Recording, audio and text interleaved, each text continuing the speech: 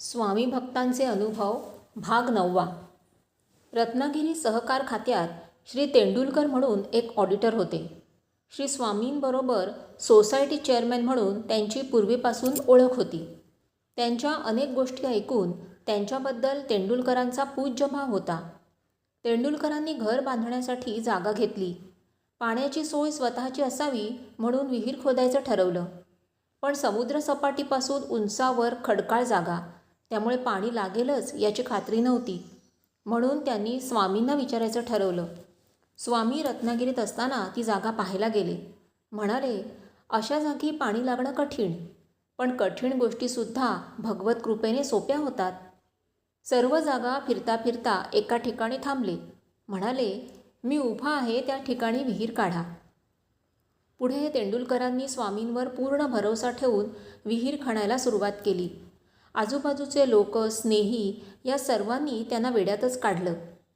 पण त्यांचा श्रींवर विश्वास होता. 60 फूट खोल विहीर खणून झाली तरी पाणी लागलं नाही.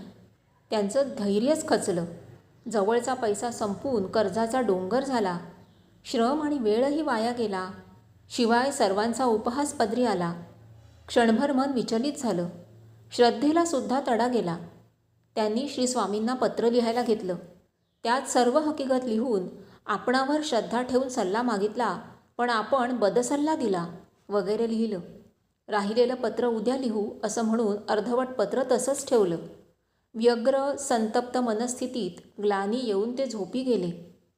रात्री स्वप्नात श्री स्वामी आले. तेंडुलकरांना म्हणाले, माझ्यावर उगाच का रागवता? तुमचं काम झालेलं असताना सुद्धा मला विनाकारण का दोष देता? तुमच्या विहिरीत 1 फूट पाणी आहे. प्रत्यक्ष जाऊन बघा. उगाच त्रागा करू नका. मी आपणाला योग्य तोच सल्ला दिला, बदसल्ला दिलेला नाही. सकाळी हा वृत्तांत त्यांनी आपल्या पत्नीला सांगितला आणि लगेच जाऊन पाहून यायचं ठरवलं. त्याप्रमाणे दोघेही गेली. पाहता तो पाणी दिसलं. प्रत्यक्ष मोजलं 1 फूट होतं. घरी आल्यावर रात्री अर्धवट लिहिलेल्या पत्रावरच पुढचा मजकूर लिहिला. क्षमा मागितली आणि प्रत्यक्ष पाहून आल्याचं आणि रात्रीच्या स्वप्नाचं सर्व लिहिलं. सुरुवातीचं नाराजीचं पत्र आणि त्याच पत्रात आल्यावर क्षमा, दिलगिरी व्यक्त करणारा मजकूर, असं हे अलौकिक पत्र त्यांनी श्री स्वामींना पाठवलं. अशाच अनेक गोष्टी घडताना दिसत होत्या, प्रत्यय येत होता. रत्नागिरीचे श्री र. भी. कुलकर्णी यांच्यावर श्री स्वामींचा लोभ. एकदा रत्नागिरीला आले असताना श्री स्वामी श्री कुलकर्णी यांच्याकडे गेले होते. परत जाताना श्री स्वामींनी सौ कुलकर्णी यांना हाक मारली. विचारलं, मी काही सांगितलं तर अगदी त्याप्रमाणे वागशील, करशील का? त्या म्हणाल्या, हो. नंतर श्रींनी अक्षता मागून घेतल्या, अभिमंत्रून दिल्या. आग्रहपूर्वक सांगितलं की आजपासून 7 दिवस या दाराच्या बाहेर पडायचं नाही. कोणत्याही कारणाने जावंसं वाटलं तरी हा उंबरठा ओलांडायचा नाही. अगदी न विसरता हे करशील? त्या म्हणाला, करीन. त्याप्रमाणे घरातील सर्वांना त्यांच्यावर लक्ष ठेवायला सांगितलं. चुकून माकून बाहेर जाऊ लागल्या तर आठवण देऊन जाऊ देऊ नका. का, कशासाठी काहीच सांगितलं नाही. सर्वजण विचार करीत होते, पण काहीच लक्षात येत नव्हतं. श्री कुलकर्णी यांचा कोणताही प्रश्न नव्हता. कोणत्याही कामासाठी म्हणून श्री स्वामी त्यांच्याकडे गेलेले नव्हते. कोणालाच काही कळलं नाही. पण स्वामींच्या सल्ल्याप्रमाणे वागायचं मात्र त्यांनी ठरवलं. 6 दिवस संपले, पण विशेष अगर निराळं असं काही घडलं नाही. 7वा आणि शेवटचा दिवस उजाडला आणि मावळालाही आला, पण काहीच घडलं नाही. सायंकाळी 7च्या सुमाराला घरातील पाणी संपलं म्हणून आपल्याच आवारातील विहिरीचं पाणी कळशीभर आणावं म्हणून सौ कुलकर्णी कळशी घेऊन निघाल्या.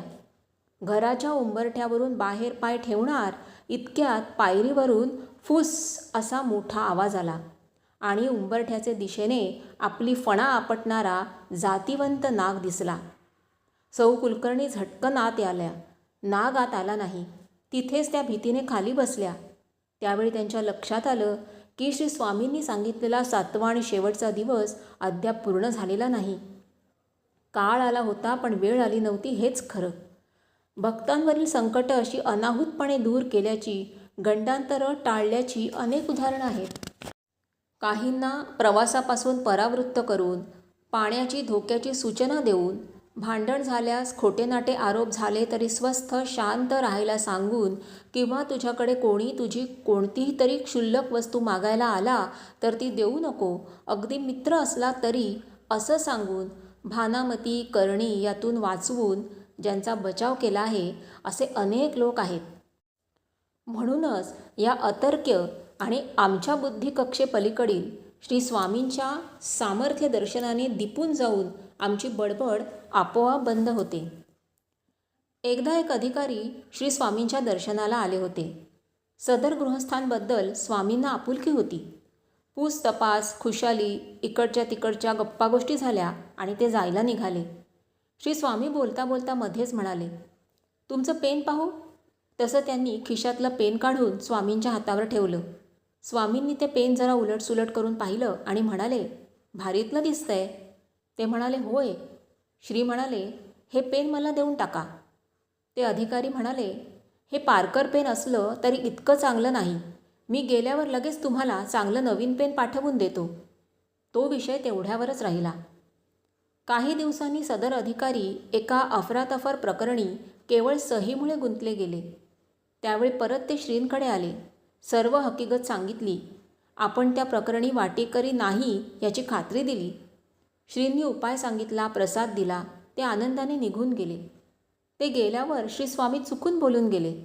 त्या दिवशी पेन मागत होतो ते दिलं असतं तर आज असं केवळ सहीसाठी गुंतला नसता. त्यावेळी प्रकाश पडला. भवितव्य वाचून पाहून आपल्या माणसाला वाचवण्याचा आणि त्याच्या संरक्षणाचा बंदोबस्त किती जागरूकपणे श्री करीत असत ते समजलं. पेन मागितलेलं पाहून सर्वसामान्यांच्या मनात येऊन गेलं असतं की पार्कर उंची पेन दिसलं म्हणून मागितलं. कोणी दक्षिणा अगर धार्मिक कृत्याच्या उपाययोजनेच्या नावाने पैसे मागतात, हे उंची वस्तू मागतात. पण असा गैरसमज संपूर्ण केस समजली तरच जाणार. काही काही वेळा श्री स्वामींच्या कृती अनाकलनीय किंवा गूढ असत. वरीलप्रमाणे अन्वयार्थ समजला तरच कार्यकारण भाव लक्षात येणार, नाहीतर गैरसमज किंवा किंतूच मनात राहणार.